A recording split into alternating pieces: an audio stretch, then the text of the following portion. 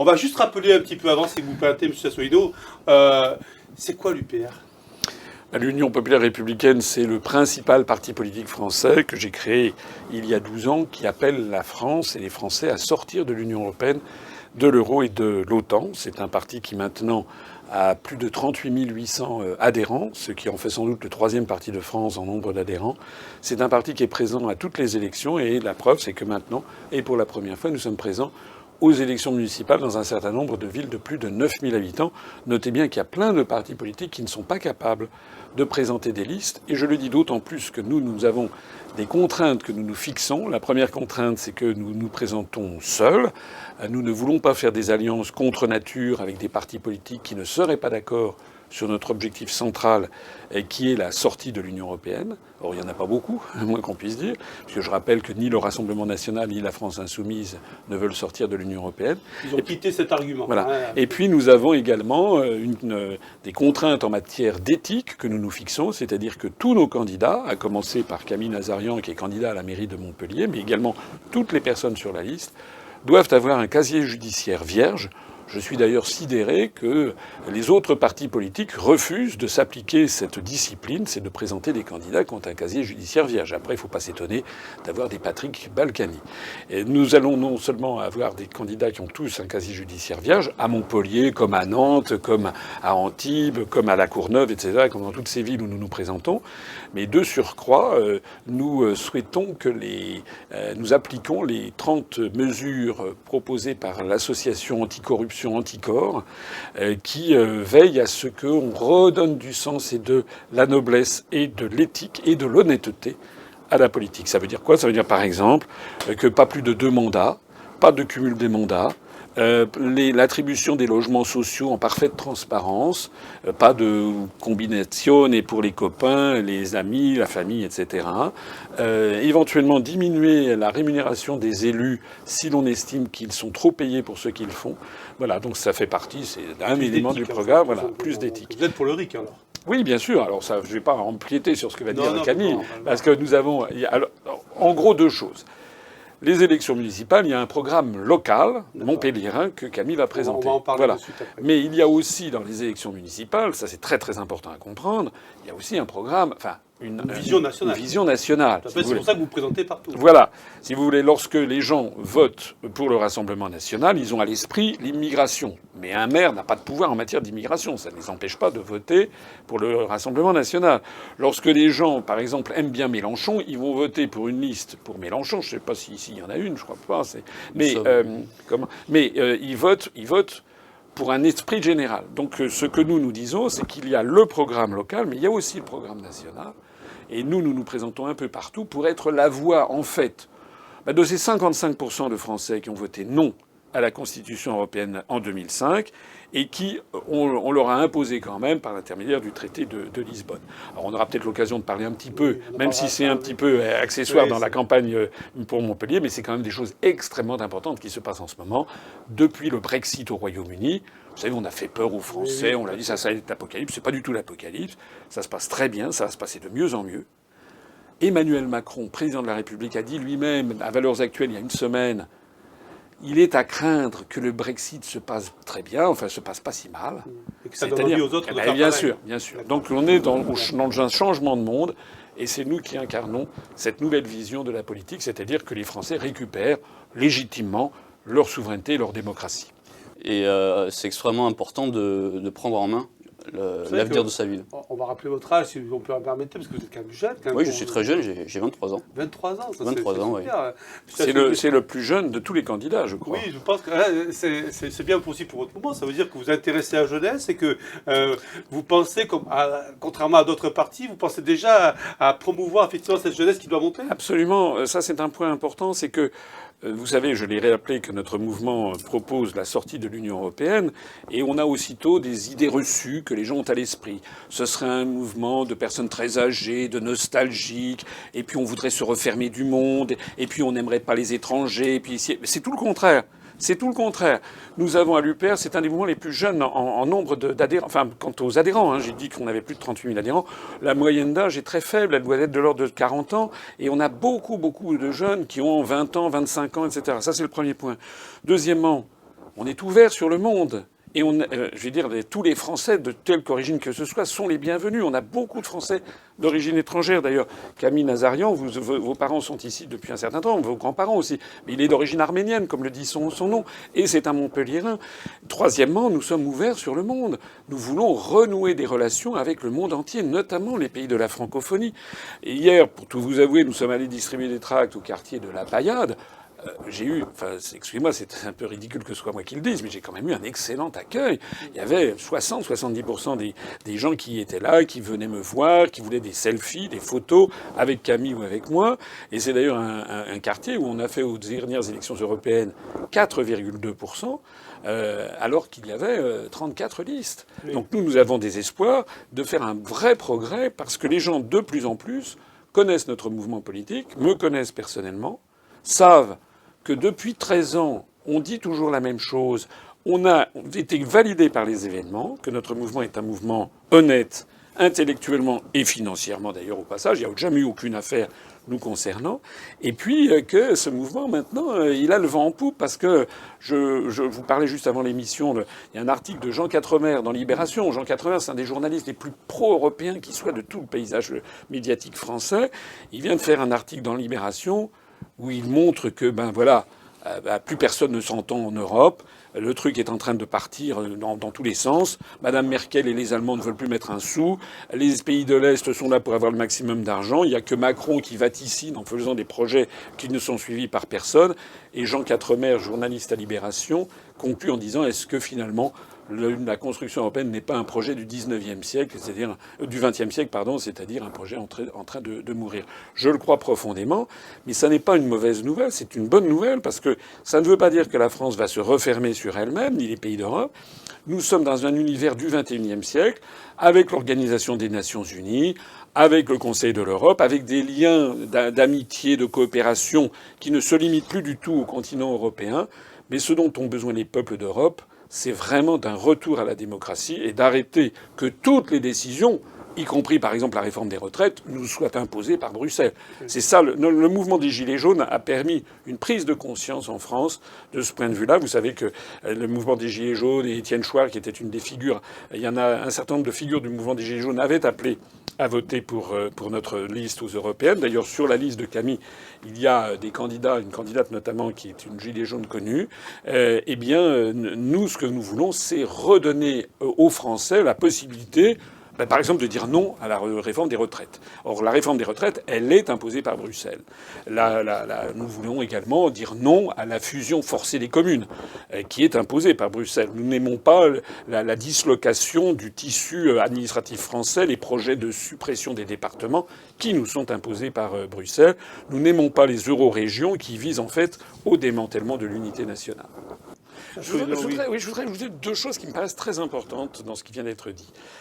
Concernant les liens entre la construction européenne et la vie au quotidien des Montpelliérains. C'est ça qu'on est dans une municipale. Parce que les gens ne voient pas le rapport qu'il y a entre le global et le local. Je voudrais dire deux choses.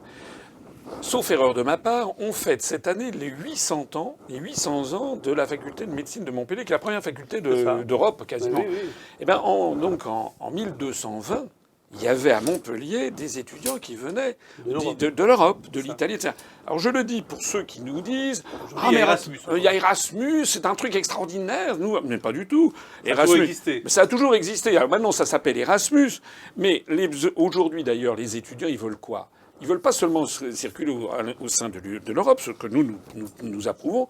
Mais moi, je suis allé dans 95 pays du monde. J'ai vécu au Japon, je suis allé dans vraiment de très nombreux pays du monde, soit comme touriste, soit pour des raisons professionnelles, lorsque j'ai accompagné le ministre français des Affaires étrangères sous Chirac, ou que j'ai accompagné Chirac lui-même.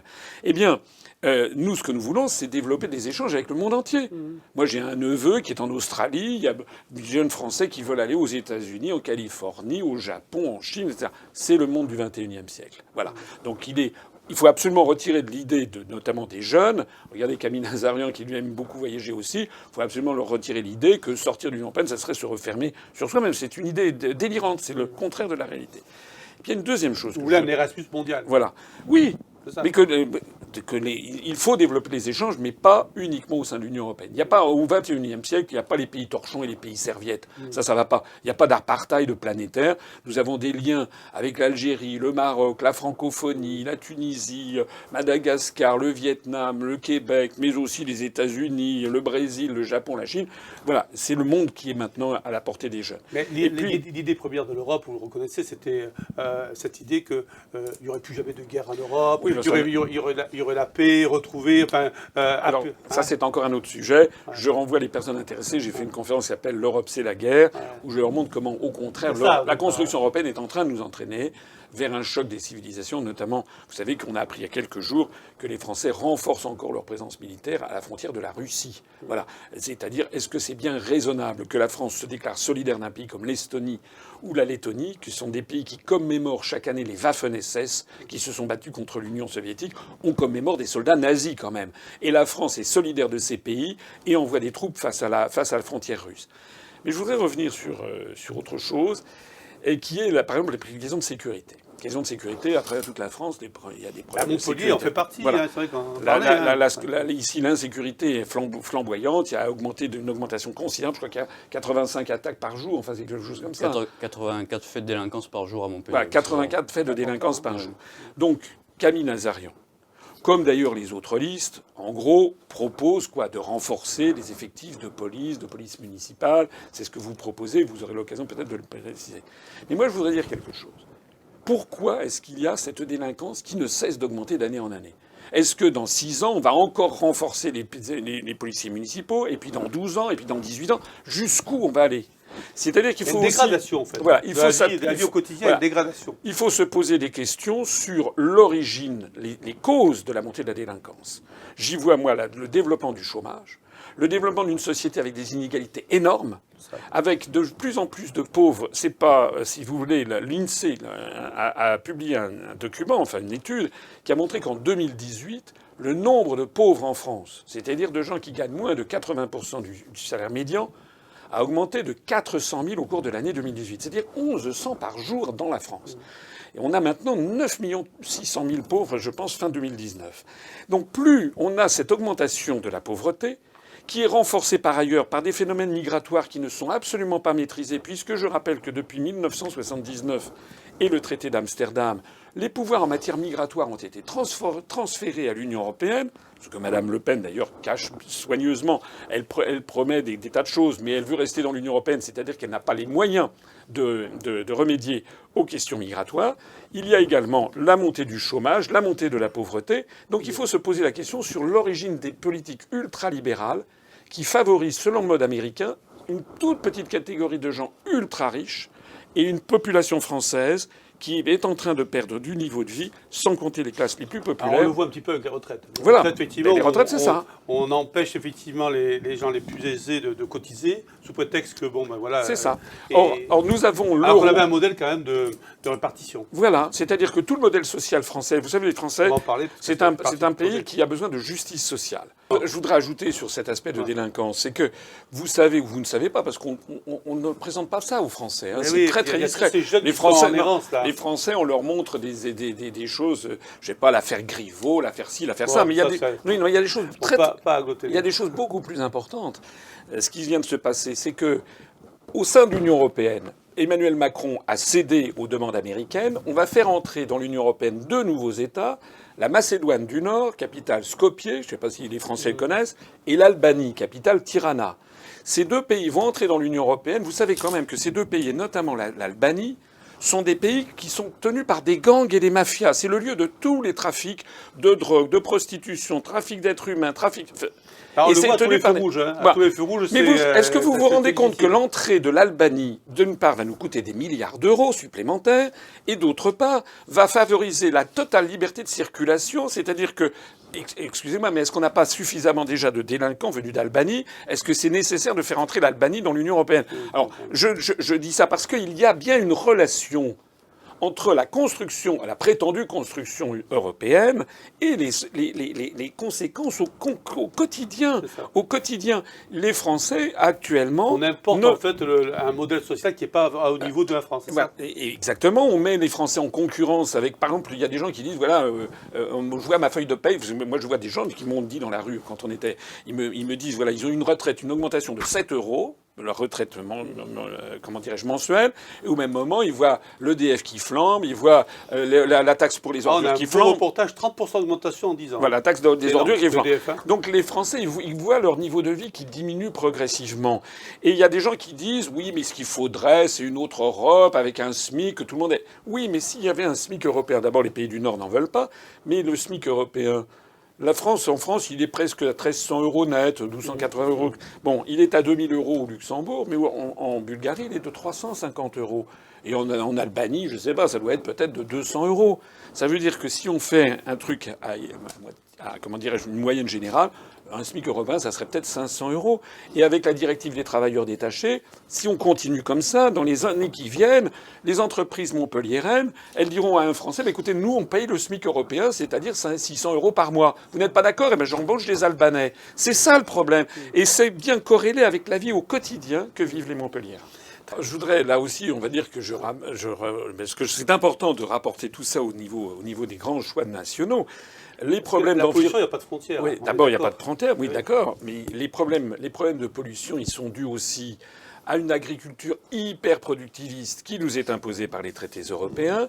Ils nous sont imposés aussi par la délocalisation industrielle, où désormais les peuples occidentaux font fabriquer tout. Les téléphones, les ordinateurs, les produits bruns, les produits blancs, comme on disait, en Chine ou Vietnam, etc. Donc c'est les pollutions. Et ça veut dire qu'il y a une noria de navires. Vous savez qu'un navire, un supertanker, produit des gaz à effet de serre, mais c'est du pétrole lourd. C'est l'équivalent de centaines de milliers de voitures. Ouais, donc, si on veut retrouver, il y a un problème qui est fondamental, qu'il faut absolument que les gens comprennent, c'est que entre écologie et construction européenne, il faut choisir. On peut pas. La pire arnaque, c'est EELV. Europe, écologie, ça, c'est contradictoire dans les termes, puisque l'Union européenne pousse aux délocalisations, à l'hyperconsommation, à l'hyperproductivisme dans tous les domaines, et aux délocalisations industrielles à 15 000 km. À Montpellier, on a 3 listes. Hein. Oui, bah oui, mais ça, alors, vous savez à quoi ça me fait penser? Ça me fait penser à cette ancienne publicité qu'on disait « un verre, ça va, 3 verres, bonjour les dégâts ». Ils sont pas capables de se mettre d'accord, vous vous rendez compte? Ce sont d'ailleurs en général des européistes, c'est-à-dire des gens qui nous expliquent qu'à 27, 28, 29, on va très bien s'entendre, mais eux, à Montpellier, ils sont même pas capables de faire une seule liste. Voilà, un verre, ça va, 3 verres, bonjour les dégâts. Moi, je dis qu'il faut avoir une liste qui propose une nouvelle vision de la France, de ces grands choix nationaux qui influent sur le niveau local. C'est pour ça que, ça c'est quelque chose aussi, si vous me le permettez, que je voudrais dire. C'est que tout est fait dans les grands médias du pays, actuellement, pas seulement à Montpellier, mais on a des candidats à Nancy, à Nantes, à Bordeaux, à Antibes, etc. Tout est fait dans les grands médias pour cacher l'enjeu national des municipales, pour faire comme si c'était un enjeu purement local et que les grands choix nationaux n'avaient aucune importance. Vous savez pourquoi? Parce que Macron a très peur d'un vote sanction. Et donc tout est fait pour essayer de cacher le vote sanction. C'est-à-dire, vous avez vu Castaner avait pris une circulaire... pour communes qui étaient enlevées, c'était extraordinaire. Ça revenait à casser le thermomètre. C'est-à-dire, pour qu'on horrible. ne voit pas... Bon, le Conseil d'État y a mis un peu bon ordre, donc Castaner a été obligé de redescendre à 3 500, mais c'est quand même scandaleux. Deuxièmement, les candidats de En Marche... Alors ça dépend des villes, mais moi je suis allé dans une ville, Rosny-sous-Bois par exemple, en Seine-Saint-Denis pour ne pas la nommer, où on a une candidate, je vois une liste, c'était un candidat LR devenu En Marche et qui a fait alliance avec le Modem. Le Modem, vous savez, c'est ce parti de Bayrou où tous les dirigeants sont mis en examen pour détournement de fonds publics. Et puis, non, il y a l'UDI en plus. Eh ben, ils ont tellement honte qu'ils ont mis un petit truc, ça s'appelle URAM, Union Ronéenne, c'est des habitants de Rosny-sous-Bois, d'action municipale. Mais vous pouvez prendre un microscope électronique, vous ne verrez nulle part marqué En Marche. Et ça, c'est à travers toute la France. Les partisans de Macron se cachent. Parce que le 15 mars prochain, à 20h, le soir du premier tour, eh bien, toutes les équipes de Macron vont essayer de noyer le poisson. On va dire, par exemple, à Nancy. À Nancy, on a un candidat. Il y a un candidat qui s'appelle Laurent Hénard, qui est un ancien ministre de Chirac, qui est soutenu par En Marche. Et puis, il a face à lui un candidat socialiste qui n'est pas soutenu par En Marche, mais il y a plein de responsables d'En Marche qui sont dans sa liste. Donc, c'est Macron 1 contre Macron 2. Nous, on dit aux habitants de Nancy, attention, parce que vous n'êtes pas maître de l'interprétation que l'on va donner de votre vote le soir. Donc, pour Montpellier, vous dites quoi pour Montpellier? Je peux être à Montpellier, là. Oui, et même pour Montpellier, je dis aux habitants de Montpellier, si vous voulez envoyer un vote sanction massif à Macron et à l'Europe de Macron, à cette Europe ultralibérale qui décide de tout et qui est en train de mettre la France à feu et à sang, les gilets jaunes, la réforme des retraites... Que Montpellier est quand même la capitale des gilets jaunes. Voilà, il faut voter pour quelqu'un de nouveau. Un jeune, c'est le plus jeune des candidats. Vous avez vu, il est compétent, il est étudiant. Moi, je le connais personnellement, c'est quelqu'un de vraiment très très bien. Eh bien, je dis, envoyez ce message, que ce soit un vote qui surprenne. Le monde est en train de changer et c'est pas le monde de Macron qui est en train d'arriver. Donc, il y a une forte mobilisation quand même à Montpellier, oui. Et une présence dans les quartiers, notamment les quartiers déshérités. C'est là où on a vraiment la plus grande force de notre électorat, il est là.